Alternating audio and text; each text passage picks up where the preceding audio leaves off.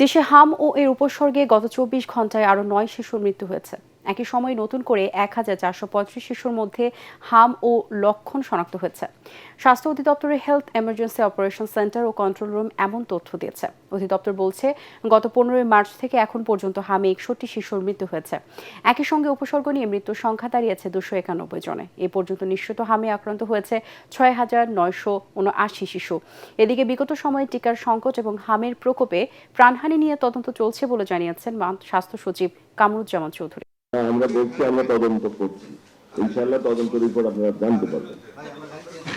কারো বিরুদ্ধে না, আমরা চাচ্ছি যে জিনিসগুলো এই আনাজ করার জন্য যে তদন্ত উঠে আসবে, দেখবেন আমাদের কেন আমাদের এই বাচ্চাগুলো আমরা হারালাম, কি কারণে, কোথায় আমাদের সমস্যা ছিল, আমাদের কোনো গাফিলতি ছিল কিনা, বা আমাদের কর্মকর্তাদের কিংবা দায় দায়িত্ব নির্ধারণ, এগুলো সবই একটা তদন্ত হলে যা হয় সবকিছুই হবে ইনশাআল্লাহ। বিএনপি নির্বাচনী ইশতেহারের প্রতি আস্থা রেখে দেশবাসী ধানের শীষকে বিজয়ী করেছে জানিয়ে প্রধানমন্ত্রী তারেক রহমান বলেছেন, এখন সময় এসেছে জনগণের কাছে দেওয়া ওয়াদা বাস্তবায়নের।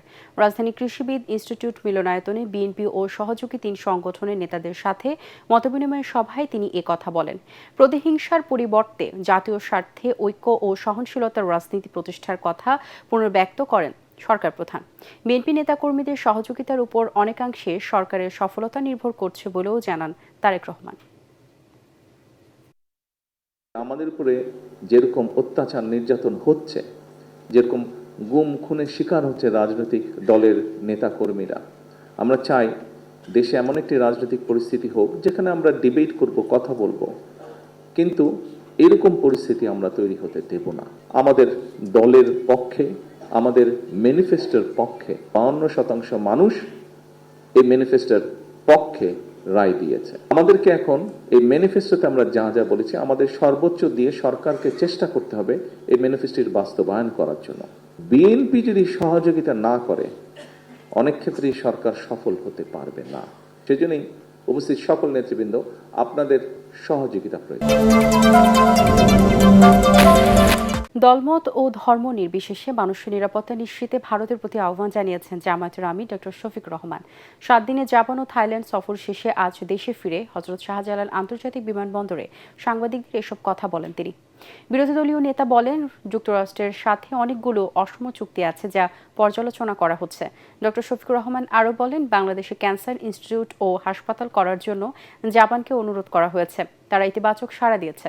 বলেন, থাইল্যান্ডে চিকিৎসারত আহত জুলাই যোদ্ধারা গণভোটের পূর্ণ বাস্তবায়ন চায়। এটা পশ্চিমবঙ্গ কেন, দুনিয়ার যে কোনো জায়গায় যদি কোনো নিরীহ মানব গোষ্ঠীর উপর কোনো ধরনের জুলুম করা হয়, আমরা তার বিপক্ষে।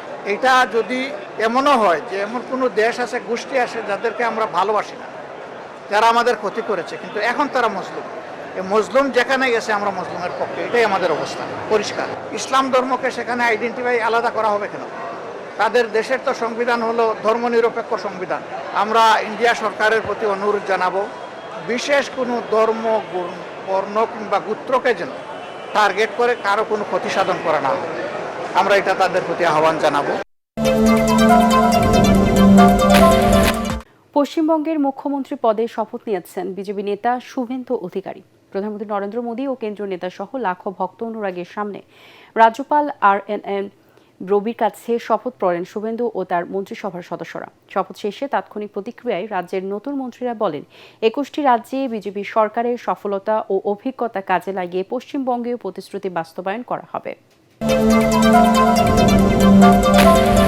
প্রকল্প ভিত্তিক খনন নয়, দীর্ঘমেয়াদী সমন্বিত বিজ্ঞান ভিত্তিক এবং জনগণ কেন্দ্রিক পরিকল্পনা খাল বাঁচাতে পারে। বাংলা মোটরে বাংলাদেশ ইনস্টিটিউট অফ প্ল্যানার্স আয়োজিত খাল পুনর্খনন কর্মসূচির সংবাদ সম্মেলনে প্রতিষ্ঠানের সভাপতি আরিফুল ইসলাম একথা বলেন। তিনি জানান, খাল খননের টেকসই সমাধান পেতে ভূমি ব্যবহার নিয়ন্ত্রণ, প্রাকৃতিক ড্রেনেজ, বর্জ্য ব্যবস্থাপনা, জলবায়ু অভিযোজন, জীব বৈচিত্র্য সংরক্ষণ এবং দীর্ঘমেয়াদী রক্ষণাবেক্ষণের সঙ্গে যুক্ত করতে হবে। এ সময় খাল খননকে জাতীয় জলাশয় পুনরুদ্ধার, জলবায়ু অভিযোজন এবং স্থানিক পরিকল্পনার কেন্দ্রীয় কর্মসূচি হিসেবে বিবেচিত করার আহ্বান জানান তিনি। পানি ব্যবস্থাপনা শুধু খনন বা প্রকৌশল নয়, এটি ভূমি ব্যবহার, পরিবেশ, সমাজ, অর্থনীতি, জীবিকা এবং প্রশাসনিক সমন্বয়ের বিষয়। সুতরাং খাল খনন যে জলাশয় পুনরুদ্ধার বা স্থানিক পরিকল্পনার বৃহত্তর কর্মসূচি হিসেবে পুনর্গঠন করা প্রয়োজন।